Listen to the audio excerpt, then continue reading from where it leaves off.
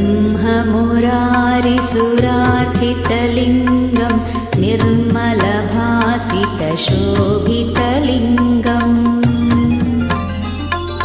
जन्मजदुःखविनाशकलिङ्गं तत्प्रणमामि सदा शिवलिङ्गम् देवमुनिप्रवरार्चितलिङ्गं कामदहनकरुणाकरलिङ्गम् रावणदर्पविनाशनलिङ्गं तत्प्रणमामि सदा शिवलिङ्गम्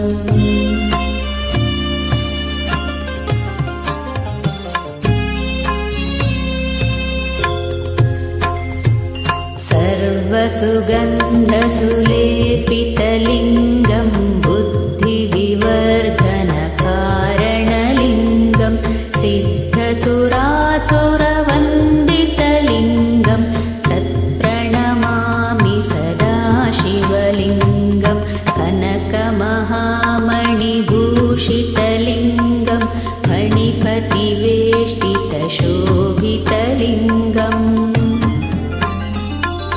दक्षसुयज्ञविनाशनलिङ्गं तत्प्रणमामि सदा शिवलिङ्गम् कुङ्कुमचन्दनलेपितलिङ्गं पङ्कजहारसुशोभितलिङ्गम्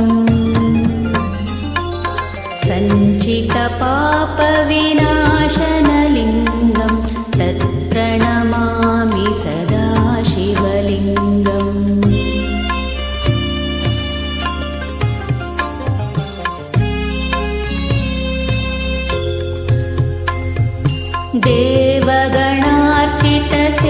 देवगणार्चितसेवितलिङ्गं भावैर्भक्तिभिरेव च लिङ्गं दिनकरकोटिप्रभाकरलिङ्गं तत्प्रणमामि सदा शिवलिङ्गम् अष्टदलोपरिवेष्टितलिङ्गं सर्वसमुद्भवकारणलिङ्गम्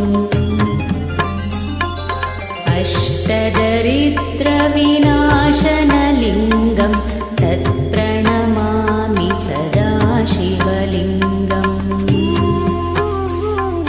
सुरगुरुसुरवरपूजितलिङ्गं सुरवनपुष्पसदार्चितलिङ्गम् परमपदं परमात्मकलिङ्गं तत्प्रणमामि सदा शिवलिङ्गम् लिङ्गाष्टकमिदं पुण्यं यः पठेत् शिवसन्निधौ शिवलोकमवाप्नोति शिवेन सह मोदते।